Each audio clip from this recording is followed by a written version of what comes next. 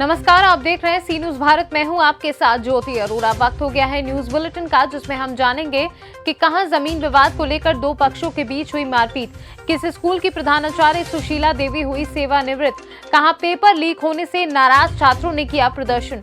इन तमाम खबरों को जानेंगे विस्तार से, तो आइए नजर डालते हैं इस वक्त की बड़ी खबरों पे। मध्य प्रदेश में हाल ही में हुई एमपीटीटी एग्जाम पेपर लीक मामला अब तूल पकड़ता जा रहा है। लंबे समय बाद मध्य प्रदेश में हुई संविदा परीक्षा में पेपर लीक होने से नाराज छात्रों ने पृथ्वीपुर तहसील कार्यालय पहुंचकर प्रदर्शन किया और तहसीलदार को मुख्यमंत्री के नाम ज्ञापन सौंपकर इस पूरे मामले की सीबीआई जांच की मांग की है। टीटी पेपर लीक होने से नाराज छात्रों ने बस स्टैंड से लेकर तहसील परिसर तक तख्ती और बोर्ड लेकर सरकार के खिलाफ जमकर नारेबाजी करते हुए अपना विरोध प्रदर्शन किया। छात्रों ने मुख्यमंत्री से मांग की है कि टीटी परीक्षा को संबोधित पाठ्यक्रम के आधार पर ही करवाया जाए और अन्य राज्यों की तरह परीक्षा को ऑफलाइन किया जाए तथा टीटी परीक्षा फर्जीवाड़ा से संबंधित व्यक्तियों पर उचित कार्रवाई की मांग करने के साथ साथ पुलिस आरक्षक परीक्षा में होने वाली गड़बड़ियों की जांच की मांग भी की गई है। विरोध कर रहे हैं सर, पुलिस और शिक्षक दोनों को लेके विरोध हो रहा है। क्या हुआ आपको बता? सर, जनरल की किसी भी लड़की को नहीं लिया गया और ओबीसी में भी बहुत कम लड़कियों को लिया गया है।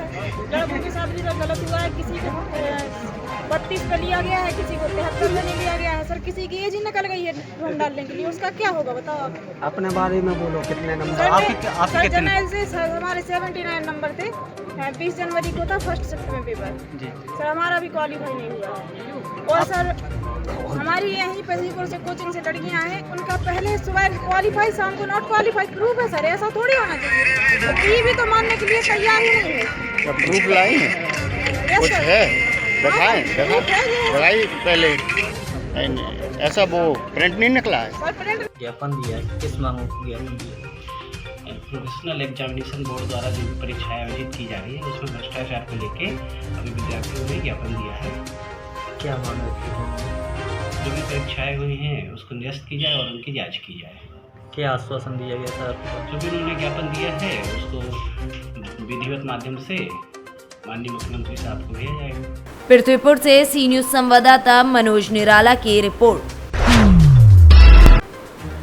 छत्तीसगढ़ के बालोद जिले में गुंडरदेही विधानसभा क्षेत्र के एक भाजपा नेता इंद्रपाल चंद्रकार ने नौकरी लगाने के नाम पर लिए गए पैसे वापस मांगने पर 4-5 लोगों के साथ मिलकर हाथापाई शुरू कर दी और रॉड से पिटाई कर दिया। पीड़ित गौरव चंद्रकार ने बताया कि गांव के कला मंच के पास सामाजिक बैठक के दौरान 1 वर्ष पूर्व नौकरी के नियमितीकरण के लिए इंद्रपाल चंद्रकार को पैसा दिया था, जिसे वापस मांगने पर वह मुझे पहले तो अश्लील गालियां देने लगे और बाद में इंद्रपाल चंद्रकार, पुलकित, शीतल, तुलेश्वर, धनंजय सभी ने मिलकर गुंडागर्दी करते हुए दोबारा पैसा मांगोगे तो जान से मार देंगे कहकर मारा पीटा, जिससे उसे गंभीर चोटें आई हैं और हड्डी भी क्रैक हो गई है।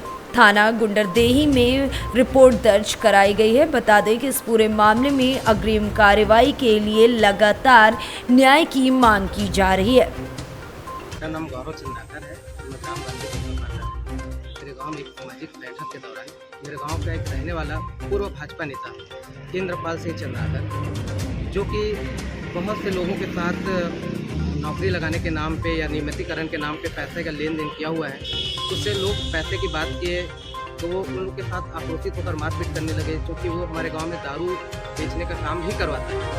तो उसका शायद कुछ अच्छा ही लिंक है कहीं कहीं पे, तो वो व्यक्ति हम लोग के ऊपर झूठा आरोप लगाकर हम लोग को फिर बदनाम करने के लिए इसके पहले अखबार में और झूठा केस किया हुआ है। पुलिस थाने में जाकर हमें उठाने के लिए। छत्तीसगढ़ से सी न्यूज संवाददाता खिलावन चंद्रकर की रिपोर्ट। कन्नौज शहर के विनोद दीक्षित चिकित्सालय परिसर में बने अटल आश्रय गृह में मां अन्नपूर्णा फूड बैंक का गुरुवार को मुख्य अतिथि के रूप में पहुंचे समाज कल्याण विभाग के राज्य मंत्री आसिम अरुण ने फीता काट कर उद्घाटन किया। इस अवसर पर राज्य मंत्री अरुण ने कहा कि आज एक बहुत बड़ी पहल हम लोग शुरू करने जा रहे हैं। उन्होंने कहा कि ये बहुत ही बड़ा रोल अदा करेगी, ये एक तरह का गुप्तदान है, इसमें हम सभी को आगे आकर योगदान करना होगा। उन्होंने कहा कि मुझे आशा है कि ये फूड बैंक पूरी तरीके तरीके से सफल होगा। बता दें कि फूड बैंक के माध्यम से अटल आवास गृह में रहने वाले गरीब, असहाय, निर्धन, बेसहारा लोगों को निःशुल्क भोजन भी कराया जाएगा। फूड बैंक का संचालन अभ्युदय चैरिटेबल ट्रस्ट द्वारा किया जाएगा। फूड बैंक के उद्घाटन कार्यक्रम में नगरपालिका अध्यक्ष शैलेंद्र अग्निहोत्री, वरिष्ठ समाज सेवी विवेक नारायण मिश्र, पवन पांडे सहित आम जन मानस मौजूद रहे। का उद्घाटन किया गया है आज। सर, किस तरह का ये फूड बैंक का इसमें उद्घाटन किया गया और क्या आगे इसमें होगा? जी, ये हमारे विनोद दीक्षित अस्पताल में एक प्राश्रय स्थल की व्यवस्था की गई है पंडित दीनदयाल उपाध्याय अंत्योदय स्कीम के तहत। इसमें रहने की बहुत अच्छी व्यवस्था है, लेकिन अभी तक खाने की पुख्ता व्यवस्था नहीं थी और मुझे बहुत खुशी है कि आज ये खाने की व्यवस्था हमारे ऑक्सफोर्ड संस्था द्वारा ये की गई है और यहाँ पे सभी लोगों के लिए भोजन की व्यवस्था है और पैक्ड भोजन जैसा नहीं, अच्छे से दाल, रोटी, चावल सब लोग को दिया जा रहा है। ये व्यवस्था चैरिटी के रूप में है, योगदान के रूप में है और हम सबको इसमें योगदान करना होगा। और फूड बैंक मैं समझता हूँ जैसे कि ब्लड बैंक है, उसी तरीके से है। कौन योगदान कर रहा है, किसको वो अन्न मिलेगा, ये पता नहीं चलता। ये गुप्त दान की तरह है, जैसे ब्लड बैंक होता है। तो इसी प्रकार मुझे पूरी आशा है कि हमारे अस्पताल में निश्चित रूप से ज़रूरतमंद लोग आते हैं, तीमारदार आते हैं और उनकी मदद के लिए एक बहुत बड़ा कदम है। लेकिन इसको अनवरत जारी रखना, सफल बनाना, इसमें हम सबका योगदान होगा और मैं सभी नगरवासियों से अनुरोध करता हूं कि इसमें अपना योगदान करें और व्यवस्था को। कन्नौज से सी न्यूज़ संवाददाता शिबू सैनी की रिपोर्ट। जमीनी विवाद को लेकर दो पक्षों के बीच हुई मारपीट में एक पक्ष के 9 लोग घायल हो गए, जिसमें 8 लोगों का इलाज मधेपुरा मेडिकल कॉलेज में चल रहा है और 1 लोगों को पटना पीएमसीएच में रेफर कर दिया गया है। बताया जा रहा है कि जिले के गम्हरिया थाना क्षेत्र के चिकनी पंचायत के जगबनी गांव वार्ड नंबर 15 निवासी मोहम्मद नसीम पिता के मोहम्मद जमाल तथा मोहम्मद जन्नत पिता मोहम्मद मजलूम के बीच जमीनी विवाद को लेकर लड़ाई हुआ था। इसी विवाद को लेकर के दिन में दोनों पक्षों के बीच मारपीट हुई, जिसमें एक पक्ष से 9 व्यक्ति घायल हो गए, जबकि दूसरे पक्ष से मोहम्मद जन्नत पिता मोहम्मद मजलूम, मोहम्मद तैयब पिता मोहम्मद अनूर, मोहम्मद जुबैर पिता तैयब, करीम, मोहम्मद मुस्तफ़ा, साबिर, हीरा, इस्लाम, मजलूम समेत अन्य लोग थे, जिनका इलाज मधेपुरा मेडिकल कॉलेज में भी चल रहा है। बताइए सर, क्या घटना घटी है? ये घटना जोगबनी का है, वार्ड नंबर 15 का।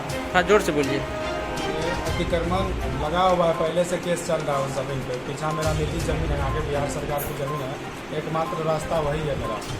और कुछ आदमी जो है मेरा पड़ोसी, मोहम्मद जन्नत, मोहम्मद इस्लाम, मोहम्मद मजलूम, मोहम्मद याकूब, मोहम्मद हीरा, मोहम्मद आजुल, ये सब आदमी सारा आदमी कैप्चर किया हुआ है। हाँ। और उस पर केस भी चल रहा है। सीओ साहब बार बार नोटिस किया विपक्षी पार्टी को, बोला जनता पहले तो नोटिस किया, तो एक बार जनता दरबार में बुलाया। तो जनता दरबार में बुलाने के बाद ये सब पार्टी को बोला कि आज आप लोग अतिक्रमण उस ज़मीन को खाली कर दीजिए। ये सब मान गया, वहाँ बोला हम खाली कर देंगे। फिर उसके बाद जो है फिर सीओ साहब के कहने पर नहीं माना, सब फिर नोटिस करते गया। 1 साल से नोटिस कर रहा उस सब पे आदमी पे, और वो सब खाली नहीं किया। तो 15/2/2021 को जो है सीओ साहब बुलडोजर लेकर के आए। और मधेपुरा से सी न्यूज़ संवाददाता रंजीत की रिपोर्ट। बृहस्पतिवार को शेरपुर कला के उच्च माध्यमिक विद्यालय की प्रधानाचार्य सुशीला देवी रिटायर हो गई। उन्होंने वर्षों तक बेसिक शिक्षा में रहकर शेरपुर कला में सेवा की और अपना बहुमूल्य योगदान प्रस्तुत किया। सम्मानित प्रधानाचार्य के रिटायर होने पर सैफ रजा मोन्टू ने उनके सुखमय जीवन तथा अच्छे स्वास्थ्य और दीर्घायु के लिए ईश्वर से कामना की। इस मौके पर सकुशल रिटायर होने पर सम्मानित प्रधानाचार्य को तमाम ग्रामवासियों ने हार्दिक शुभकामनाएं दी। वहीं सम्मान समारोह में मास्टर अरशद खान, मास्टर संजय, प्रधान पुत्र यूनुस खान, प्रधान प्रतिनिधि नजीब खान, पंचायत सदस्य सैफ रजा मोन्टू, अमानत खान और समस्त छात्र छात्राएं आदि लोग उपस्थित रहे। सम्मानित प्रधानाचार्य ने भी छात्र छात्राओं के उज्जवल भविष्य की भगवान से कामना की और उन्होंने कहा कि मुझे शेरपुर कला में बहुत प्यार मिला। मुझे आज ऐसा लग रहा है कि मैं अपने परिवार से बिछड़ रही हूँ। पीलीभीत से सी न्यूज़ संवाददाता हैदर खान की रिपोर्ट। बदायूं जिले के थाना वजीरगंज क्षेत्र के कस्बा वगरैन में भूमाफियाओं ने तालाब पर किया अवैध कब्जा। बताते चले कि बदायूं में 1 अप्रैल से भारतीय किसान यूनियन बिसौली तहसील के वगरैन गांव में 96 बीघा निजी तालाब पर 1 दशक से भूमाफियाओं के कब्जे के विरोध में 32 दिन धरना जारी रहा। अभी तक कोई भी सुनवाई नहीं हुई है एवं कोई भी अधिकारी इस ओर ध्यान नहीं दे रहा है। लोगों में तालाब को लेकर काफी ज्यादा रोष फैला हुआ है। इसी बीच भूमाफियाओं के वगरैन में हौसले बुलंद हो गए हैं। बदायूं से सी न्यूज संवाददाता चंद्रकांत की रिपोर्ट। वृंदावन में लगभग 22 वर्षों से वृद्ध महिलाओं के लिए आश्रम बने हुए। इन आश्रमों में वृद्ध महिलाओं के लिए रहने की व्यवस्था की जाती है। उनको खाने पीने के लिए भोजन की व्यवस्था तथा बीमारी के लिए डॉक्टरों द्वारा उपचार दिया जाता है। इस संबंध में आश्रम की देखरेख कर रही श्यामा दासी दीदी ने बताया कि वो लगभग 22 वर्षों से वृंदावन में हैं और इन आश्रमों की वृद्ध बुजुर्ग महिलाओं की देखरेख की जिम्मेदारी उठा रही हैं। इन आश्रमों में श्यामा दासी दीदी द्वारा इन बुजुर्ग महिलाओं के लिए भोजन की व्यवस्था, बीमारी के लिए दवाइयों की व्यवस्था आदि की जाती है और जो ज़्यादा वृद्ध महिलाएं हैं उनका भी विशेष ध्यान रखा जा रहा है।